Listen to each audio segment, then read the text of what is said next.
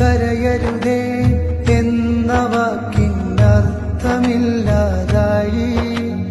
തളരരുതേ എന്ന് തകർന്നവരോട് പറയാൻ പേടി. കരയരുതേ എന്ന വാക്കിനർത്ഥമില്ലാതായി. തളരരുതേ എന്ന് തകർന്നവരോട് പറയാൻ പേടി. ഈ മണ്ണിൽ ഒരു ദേശം